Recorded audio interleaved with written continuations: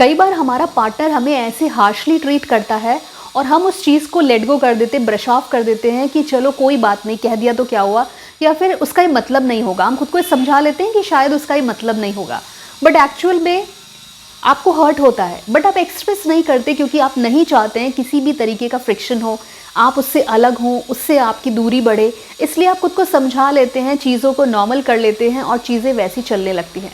But ऐसा क्यों होता है कि आपका पार्टनर टाइम टू टाइम आपसे हार्श होता है, ऐसी चीज़ें बोलता है? आप खुद को समझा तो लेते हैं बट एक्चुअल में आपको वो चीज़ें बुरी लगी हैं, तो ये बार बार ऐसा क्यों हो रहा है? देखिए, रिलेशनशिप में जो आपका मेल मेंबर होता है, स्पेशली मेल्स की एक साइकोलॉजी होती है कि वो शुरू से ही चीज़ों को धीरे धीरे करके सिग्नलाइज करना शुरू करते हैं। मतलब वो सिग्नल देना शुरू करते हैं कि व्हाट दे एक्चुअली मीन, उनके दिल में क्या चल रहा है, वो क्या सोचते हैं, वो सिग्नल शुरू से देना स्टार्ट करते हैं ताकि आगे अगर कोई प्रॉब्लम आए तो वो ये कह दें कि मैंने तो तुमको पहले ही बताया था ना। ऐसी चीज़ें जब होने लगती हैं तो हम खुद को समझाने की जगह अगर ये समझना शुरू कर दें कि भाई ऐसा क्यों हो रहा है, अगर मुझे कोई बात बुरी लग रही है तो वो एक्चुअल में बुरी है, इस चीज़ को एक्सेप्ट करना, प्लस क्लैरिफिकेशन मांगने की हिम्मत भी अपने पार्टनर से करना, ये बहुत ज़रूरी है। तो आज हम आपको यही बताने वाले हैं कि ऐसा क्यों होता है। नाउ, अगर आपका पार्टनर बार बार एक चीज़ कह रहा है, जो पहली चीज़ हम आपको बताएंगे वो ये है कि देखो, मैं तुमसे प्यार तो करता हूँ लेकिन में कुछ भी हो सकता है। मैं प्यार तो करता हूँ लेकिन मेरे ऊपर फैमिली प्रेशर है। मैं प्यार तो करता हूँ लेकिन मुझे अभी कुछ समझ नहीं आ रहा। मैं तुमसे बहुत प्यार करता हूँ लेकिन मैं करियर पे फोकस करना चाहता हूँ।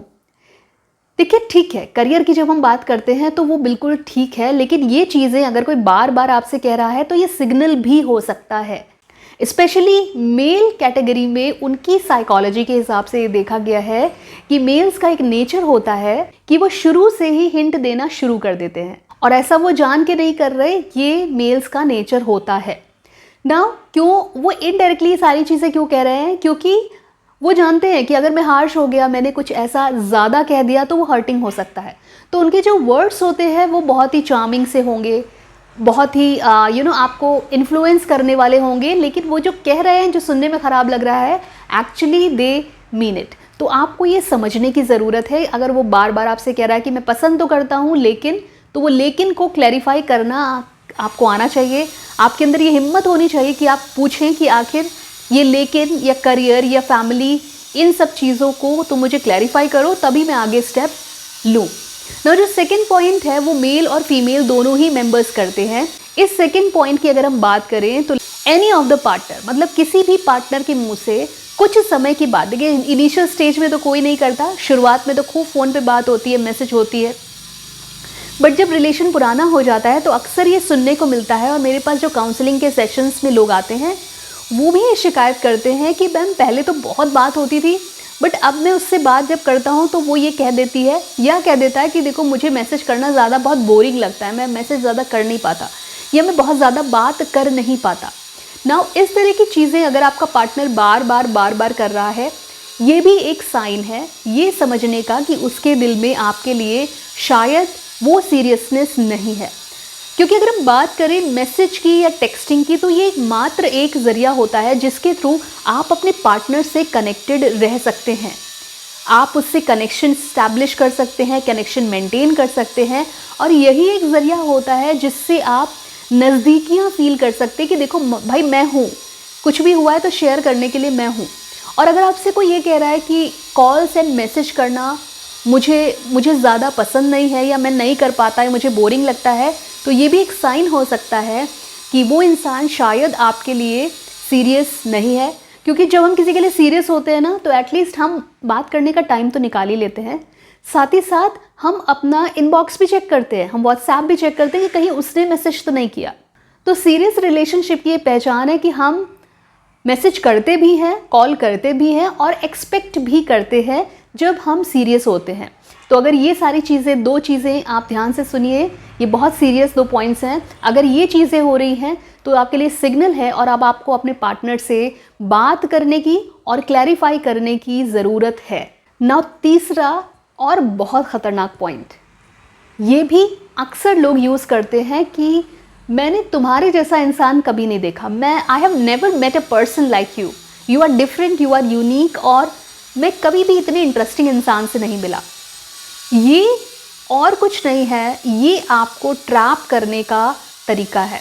जब इंसान आपसे पहली बार मिलेगा तो शायद इस तरीके की बातें ना करे, बट कुछ हफ्तों के बाद इस तरह के सेंटेंसेस अक्सर लोग बोलते हैं। 99% लोग ये सेंटेंस बोलते हैं।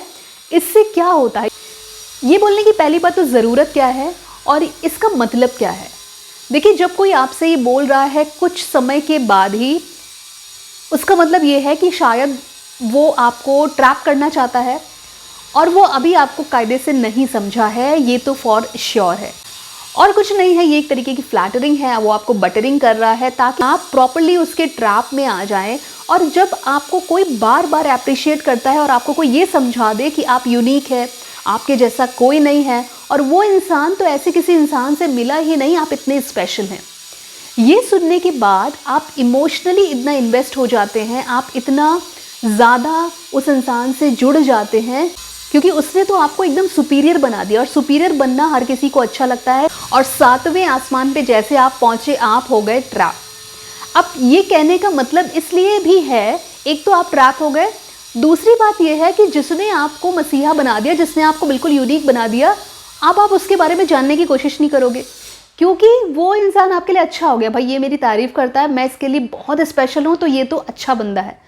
आप उसके बारे में जानने की कोशिश नहीं करोगे, आप उसको समझने की कोशिश नहीं करोगे, वो जहाँ बुलाएगा आप आ जाओगे, आप हमेशा अवेलेबल होगे। तो एक तरीके से ये एक कट ऑफ होता है जब इंसान सोचना चाहे अगले के बारे में। मतलब जब मैं किसी इंसान को सोचना समझना चाहूँ और वो मेरी ही इतनी तारीफ़ कर दे कि मैं अपने में ही गुम हो गई, तो मैं उसके बारे में क्या जानने की कोशिश करूँगी। तो ये एक स्ट्रैटेजी होती है जो अक्सर रिलेशनशिप्स में लोग ट्राई करते हैं और बहुत सक्सेसफुली ये वो कर भी जाते हैं, जो इंसान को बहुत हद तक एक ऐसा सुकून देता है, एप्रिसिएशन देता है, जो वो ना भूलता है और ना वो चाहता है कि वो इंसान जो उसको ऐसा फील करा रहा है वो उससे दूर जाए ना। जैसा कि मैं हर बार कहती हूँ कि आपको लाइफ में, रिलेशनशिप में प्रैक्टिकल रहना है, सोच समझ के स्टेप लेना है। तो क्या मेल क्या फीमेल, लड़कों के केस में और लड़कियों के केस में, दोनों ही केसेस में अगर आपसे कोई ये कह रहा है कि तुम बहुत डिफरेंट हो, तुम यूनिक हो, मैंने आज तक तुम्हारे जैसा लड़का नहीं देखा या लड़की नहीं देखी, तो खुद से एक सवाल ज़रूर करना कि कुछ दिन में या कुछ हफ्तों में ये इंसान मुझे कैसे जान सकता है। क्योंकि प्यार तो इंस्टेंटली इस्टेब्लिश नहीं होता, फीलिंग्स इंस्टेंट नहीं आती, चीज़ें इंस्टेंटली पता नहीं चलती। तो ये इंसान मेरे बारे में इतनी जल्दी कैसे, उसने मुझे इतना कुछ बोल दिया और ये इतनी जल्दी मुझे कैसे समझ गया, क्योंकि इतने शॉर्ट टाइम में कोई किसी को नहीं समझ सकता। खुद से क्वेश्चन करिए, आपका दिमाग आपको सिग्नल देगा और आप कभी उस ट्रैप में नहीं फंसेंगे जिसमें शायद वो इंसान आपको फंसाना चाहता है ना। एक और चीज़ जो किसी भी इंसान को अपनी ओर इंक्लाइन करने के लिए अक्सर लोग बोलते हैं, वो ये है कि मैं पहले कभी किसी हेल्दी रिलेशन में नहीं रहा, या फिर वो खुद को एज अ विक्टिम दिखाते हैं कि मुझे कभी हेल्दी रिलेशन नहीं मिला, या मुझे कभी प्यार नहीं मिला, या मुझे कभी प्यार से सेटिस्फैक्शन नहीं मिला। इस तरीके की चीज़ें बोल करके वो ये दिखाते हैं कि मुझे तुमसे मिलकर वो सारी चीज़ें फील हो रही हैं, मुझे बहुत अच्छा लग रहा है, मुझे ऐसे लगता है कि हेल्दी रिलेशन है।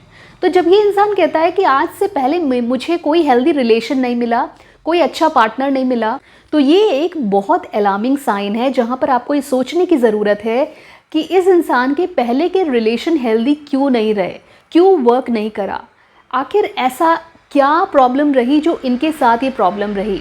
इसका सीधा मतलब ये होता है कि इस इंसान ने एक तो अपनी इमोशनल एबिलिटी और टूल्स को प्रॉपर्ली फॉलो नहीं किया, अप्लाई नहीं किया, कोशिश नहीं करी किसी को कन्विंस करने की, साथ ही साथ इसने खुद को विक्टिम जब आपके सामने दिखाया, तो इसका मतलब साफ हो गया कि ये अपने पास्ट पार्टनर्स को ब्लेम कर रहा है। तो इन फ्यूचर भी ये चांसेस बहुत ज़्यादा बढ़ जाते हैं कि हो सकता है कि आपके साथ भी उनका हेल्दी रिलेशन ना हो, जो आपको उनके बिहेवियर से इनिशियली पता चल जाएगा। साथ ही साथ वो आपके केस में भी खुद को विक्टिम दिखा सकते हैं। इसके लिए भी आपको पहले से ही कॉशन आप खुद को रखना पड़ेगा कि हाँ, ये चीज़ें हो सकती हैं।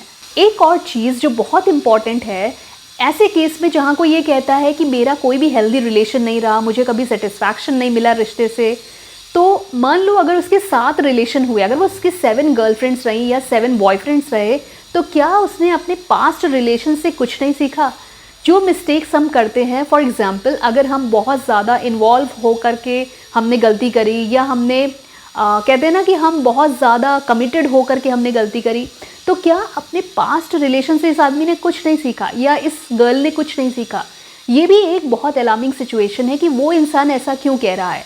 और कंक्लूजन ये है कि वो इंसान सिर्फ़ और सिर्फ आपको अपनी ओर इंक्लाइन करने के लिए, आपको ट्रैप करने के लिए, अपने रिलेशन में बांधने के लिए ऐसा कह रहा है। Actually he doesn't mean it, और the girl who is saying she doesn't mean it. इसका कोई मतलब नहीं है, वो सिर्फ आपको उस रिलेशन में इंक्लाइन करने के लिए ऐसा कह रहे हैं ताकि आपको अच्छा फील हो, खुद को विक्टिम समझे और आप सोचेंगे ये तो बेचारा है या बेचारी है, और आप उनके साथ रिलेशनशिप में स्मूथली चले जाएंगे। और आगे अगर कोई गलती होगी तो आपको ये लगेगा कि नहीं, इस बार भी ऐसा ना हो, तो मुझे अपने साइड से कोई गलती नहीं करनी है।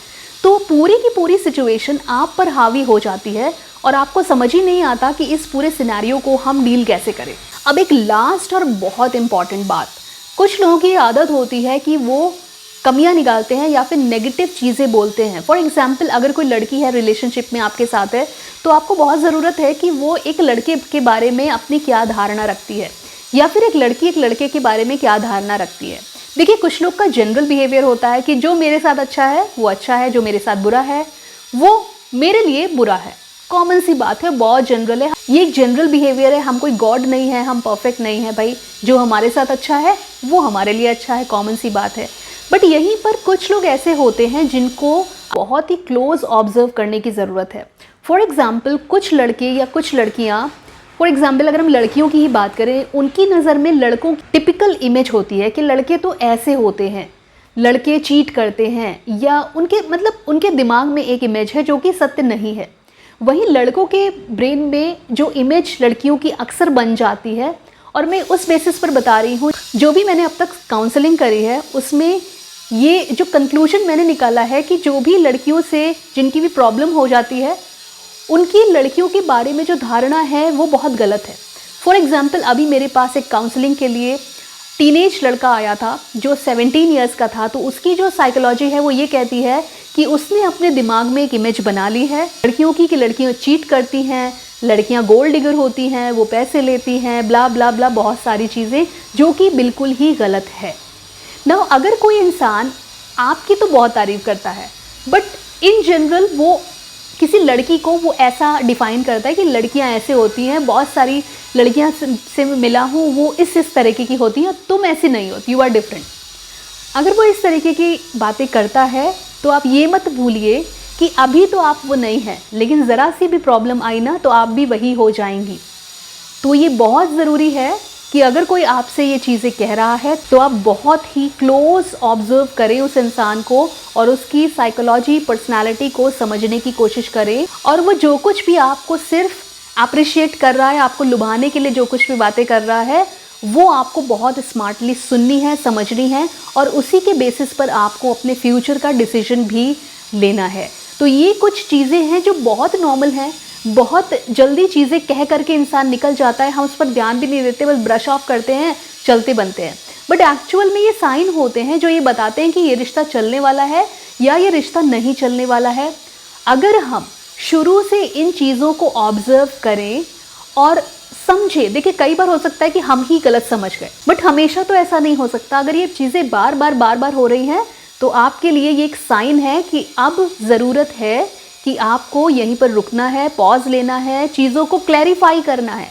बहुत ज़रूरी है कि आप क्लैरिफाई करें कि भाई ऐसा क्यों, आप ऐसा क्यों बोल रहे हैं।